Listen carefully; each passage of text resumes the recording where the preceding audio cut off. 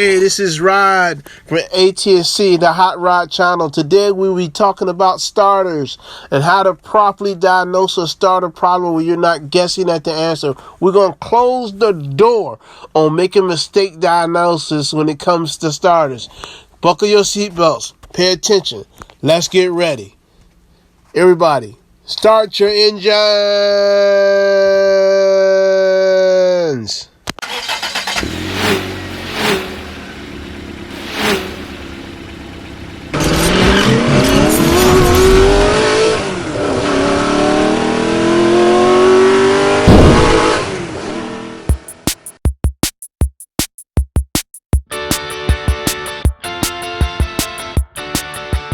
Hey, what's going on, guys? This is your boy Rod here. Today we're representing AT&C Fleet. We're diagnosing a vehicle with a no-start condition. If I must confess up front, I don't really care about drivability type work. I like brakes and shocks and certain parts of motor repair. But anyway, today we're doing drivability repair. Okay, and this is our software that we're using. We have the Solus Edge to give us our technical information, and then we have our iPad with our ProDemand software that gives us all the information that the manufacturer has available across the globe on this vehicle. It gives me the TSBs, it gives me real-time costs or repairs for certain kind of problems like this. It gives me the top repairs that are performed for this type problem. It gives me costs and fixtures. It gives me specification. What is specification for doing this type of job? OEM testing. It gives me information about that. It gives me information about guide to components and testing. And also, there's a whole list here. I can go on forever. Wire diagram if I need it. If it turns out to be a wiring problem, it gives me the wire diagram, tells me what wire is what. These are all tools that we use in order to be successful at the job in which we're doing. These are cutting edge vehicles, and we have to be cutting edge technicians to find out the cause and effect for the issues are at hand. And these tools that we have help us to do that faster. It's no longer it's just us trying to figure out what it is. It's a whole team of people around the world who ran into similar problems, and these were their fixes. It doesn't mean that's going to be my problem, but it gives me information that might lead to the answer to the problem. So I'll let you guys know what this turns out to be. I think I know the answer already, but we got to go through our steps. We got to look at the product information. We got to look at the details. We got to cross our T's and dot our I's. AT&C Fleet. Check it out. We'll be back. Like, subscribe, hit that bell notification so you'll be notified when these videos come out. There we go. Hey guys, I'm under here with the starter. I want to explain something else too. When I scan the motor, the reason we scan the motor first, it's nothing in that scan that's going to tell me that this starter is bad. But when you're dealing with customer vehicles, you want to know what codes are present before you touch the vehicle. Because a customer can easily say once you do the repair, my check engine light wasn't on, or this wasn't, I wasn't having this problem. That scanner will give us that valuable information that we can record before we touch the vehicle. That way, even if this vehicle ends up needing a starter, they can't get the other stuff fixed by us for free by saying we caused it or issues like that. Okay, now we're getting ready to run the test on the starter wire. This is the wire that's going to the starter, and we're going to got a test light here. We'll hook 12 volts, or not 12 volts to it. We'll hook the test light to it, and when he turn that key, we should get 12 volts. Go ahead, sir. Yes. Okay, we got a green light, and you see we got 11.7 volts. So that means if this connector is good, when we plug it back up to the starter motor should turn over. If that starter motor does not turn over, and we got 12 volts coming to this other wire. Let's test this other wire because I got y'all here. We know we got it, but I want you to see it. Okay, see that right here? That shows 12 volts coming from the battery. So we'll go to there. Okay, we got 12.2 volts going to that starter. So the starter has the proper voltage to turn over. Not only that, before we got to this, we tested the battery. We make sure it hit the proper voltage. We did a load test on the battery. We checked the cables connection. So we ruled that out. So now I'm going to plug this back up and we're going to have him try to start it again.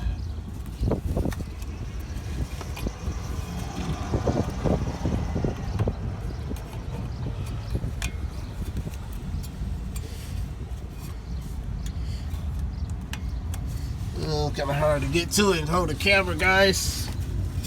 Let's see here.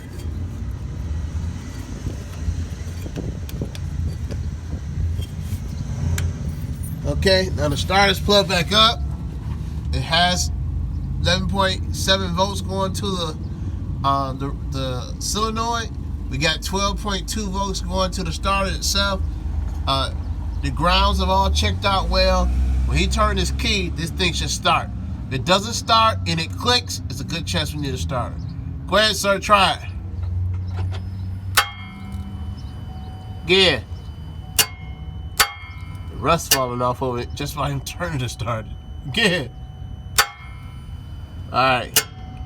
Now, the last thing we have to do to confirm that this starter is bad, which it does look that way, we're going to try to turn the motor over to make sure the motor's not seized up or locked up. You don't want to go through the whole process of putting on a starter only to find out the motor's locked up and you wasted your time. Alright, this is Rod at the Hot Rod channel. Please, I need you to like, subscribe, and hit the bell notification. That helps us out so much. Take care.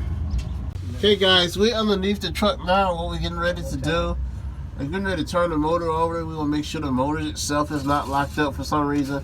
And the other thing we always check too is we check and make sure it has oil in the motor. So once the oil is checked, if you got oil in the motor, we turn this motor over and make sure the motor turn over good. Then we confident enough to know that the starter is the way to go with this vehicle. All right, thank you. Okay guys, I think you can see, we'll put you right here. Getting ready to install the starter here. Alright, this is the new baby here. Looks all pretty. So it's been tested and approved. Call 1-800 for support. Okay, putting the starter bolt on the wire. This is the main wire. Get on there.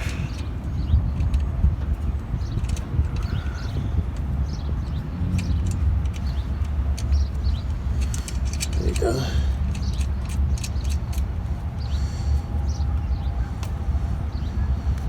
Alright, get that started.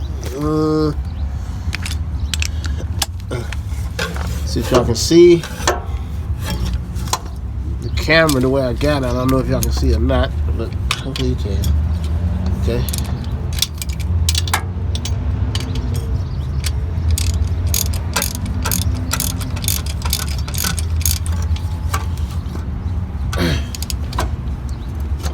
That's tight. Alright, we're going to plug it in.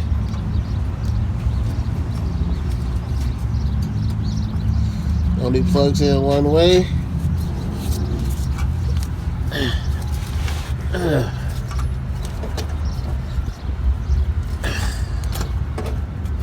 Okay, I gotta move that wire.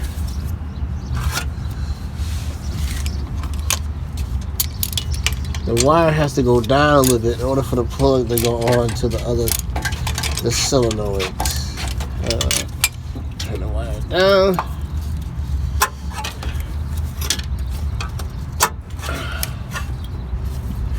Okay, let's make sure this plug is in right. Can y'all see it? The plug is all the way down. And it's locked. You pull on it. As you see here, this was turned too far up, so I couldn't get that on there. So I have to loosen that up. So let me tighten this back like so.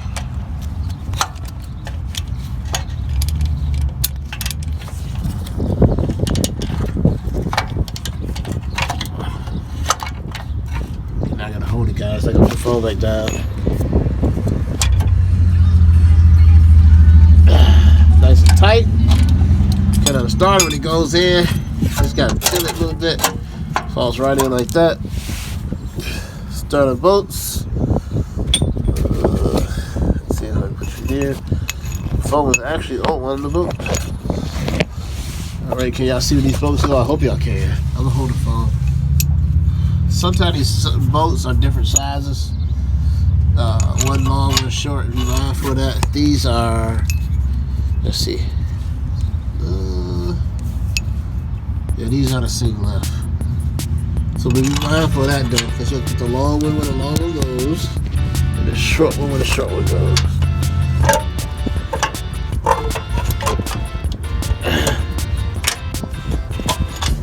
Always start by hand, not by impact. Let's start it. So you can hook the battery back up, sir.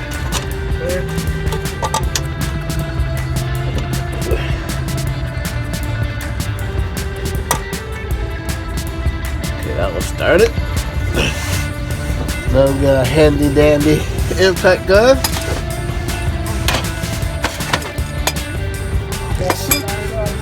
Yeah, you ain't ready for that yet, buddy. Start up now, you test on that. Okay. Here we go.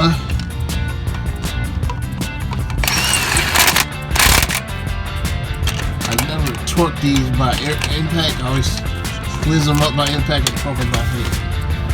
Get off of it.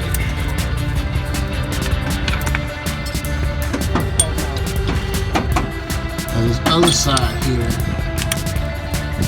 I do it by hand, impact. Alright, great. Put this down for a minute. A handy Andy. We're going to Brinks Armored Car truck, guys. Anybody need any money?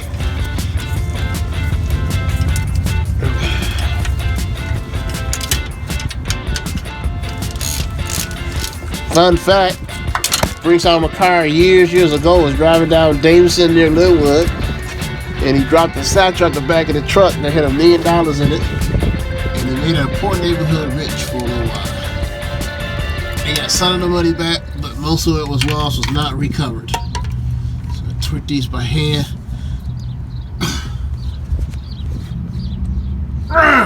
Alright, Maestro, let's see if she starts up. Don't drive off, though. I'm under the truck.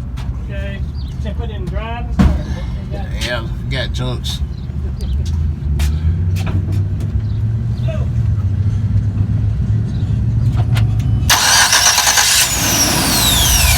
Burn like a kid. Now, I gave you on this video from beginning to end the proper process for confirming that it's a starter and not guessing that it's a starter. Just a recap.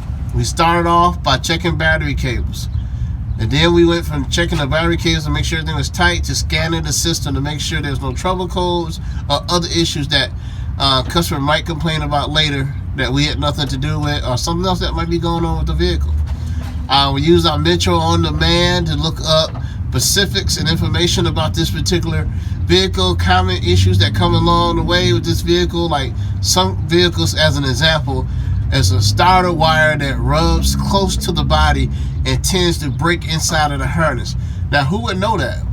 When that software, it is global, so anybody around the world that's ever had issues with this type of vehicle would have noted that in the system to check that starter wire. They come loose all the time, or check that wire in the harness right by the engine where it mounts near the oil pan or something like that.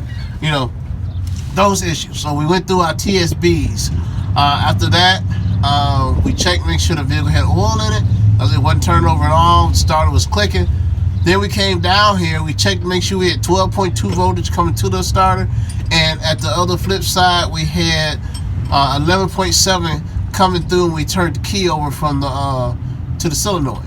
All right, once we established here at that, we turned the motor over, make sure the motor wasn't seized up, locked up like a pulley or something, because you know AC compressor can go out and have the same effect where the motor won't turn over.